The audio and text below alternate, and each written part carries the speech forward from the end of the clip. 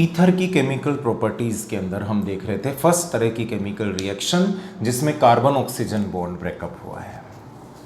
इसमें हमने एग्जाम्पल देखे थे। पहले देखा था कि रिएक्शन हेलोजन एसिड के साथ में किस तरह से हो रहा है, उसके बाद ये देखा कि किस तरह से इसका हाइड्रोलाइसिस हुआ है। थर्ड रिएक्शन में हमने इसका रिडक्शन देखा।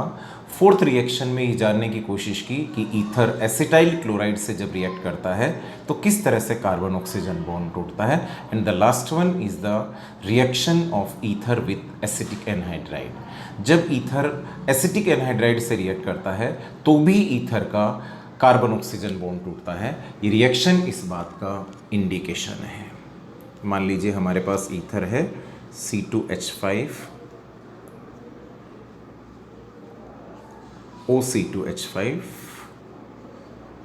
and suppose it react with acetic anhydride.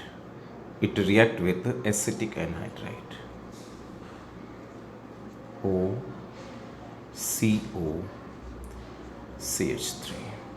This reaction will also take place in presence of anhydrous zinc chloride. ये रिएक्शन भी एनहाइड्रस जिंक क्लोराइड की प्रेजेंस में हो रही है। और यहाँ देखिए आप CH3CO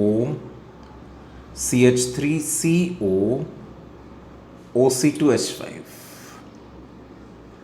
CH3CO OC2H5 CH3CO OC2H5 means you will get two molecule of ester CH3CO OC2H5। अगर इसका नाम दें वही ethyl ethane and the suffix of ester is OAT, ethyl ethanoate will be the its IUPAC name.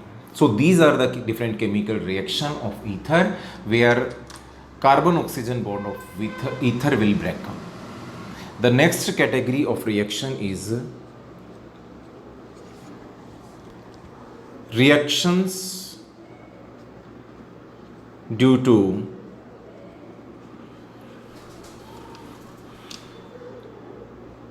alkyl group। R group के कारण होने वाली ether की रिएक्शंस। ईथर की जो R ग्रुप के कारण होने वाली रिएक्शंस है, अगर हम उसको स्टडी करें तो उसके अंदर हमारे पास जो एग्जाम्पल है वो है हेलोजिनेशन। हेलोजिनेशन एक इस तरह का एग्जाम्पल है जहां हमारे पास ईथर का एल्काइल ग्रुप इन्वॉल्व हो रहा है। और हेलोजिनेशन में भी मैंने यहाँ एक एग्जाम्पल ले लिया, that is chlorination. Ether halogenation और क्लोरीनेशन करता है दो अलग अलग कंडीशन के अंदर। अगर ईथर का क्लोरीनेशन या हेलोजिनेशन हम डार्क में करवाएं तो हमें डिफरेंट प्रोडक्ट मिलता है, और अगर हम लोग इसका हेलोजिनेशन या क्लोरीनेशन ईथर का लाइट की प्रेजेंस में कराएं तो हमें कुछ डिफरेंट प्रोडक्ट मिलता है। हम कोशिश करते हैं देखने की कि आखिर हमें किस तरह के प्रोडक्ट ऑब्टेन हो रहे हैं। तो हेलोजिनेशन के अंदर मैंने यहाँ स्थिति देखी है। ये मान लीजिए मेरे पास हेलोजिनेशन हो रहा है इन डार्क कंडीशन में देख रहे हैं हम लोग कि किस तरह से हमारे पास हेलोजिनेशन हुआ है। मान लीजिए ये मेरा डाईइथाइल ईथर है CH3 CH2 O CH2 CH3। इसको मैंने क्लोरीनेशन करवाया है डार्क में। ऑक्सीजन के पड़ोसी कार्बन का 1 by 1 H और Cl बाहर लिबरेट कर दें in the form of HCl, and this remaining Cl will connect this carbon जहाँ से आपका हाइड्रोजन रिप्लेस हुआ है। तो you will get CH3 CH2 O CHCl CH3। Reaction continue रहता है, वापस ये क्लोरीन से रिएक्ट करता है और क्लोरीन से रिएक्ट होने के बाद वही आपका डार्क है। अब ऑक्सीजन के दूसरे साइड वाला जो कार्बन है उसका हाइड्रोजन और the Cl liberate in the form of HCl and this chlorine will occupy the position of the replaced hydrogen. So you will get CH3, CH3, CHCl, O, CHCl, CH3। मान लीजिए मैं इसको नाम देने की कोशिश करता हूँ, तो नाम देने की कोशिश के अंदर ये अल्फ़ा है, ये बीटा है, ये अल्फ़ा डैश है और ये बीटा डैश है। तो नाम हो गया सब alpha dash dichloro diethyl ether, alpha dash die chloro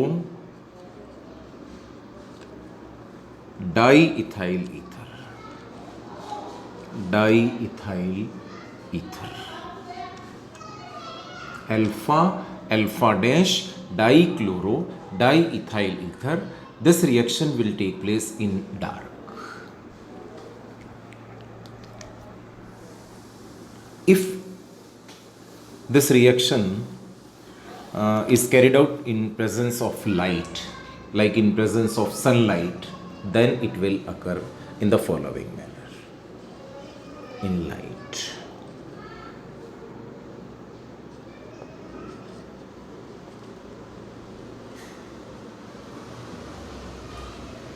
CH3, CH2, OCH2, CH3 plus 10Cl2, light, sunlight, light. All carbon hydrogen bond will break up, मतलब 3 to 5, 5 and 5 सारे 10 जो कार्बन हाइड्रोजन बॉन्ड है वो breakup हो जाते हैं।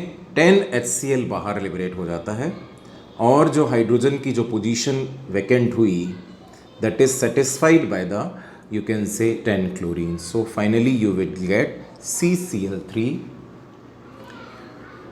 CCl2, O, CCl2,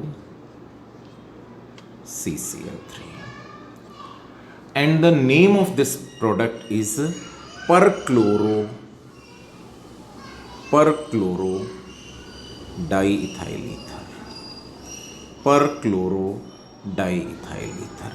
So these are the reaction in which there is involvement of you can say alkyl group of ether.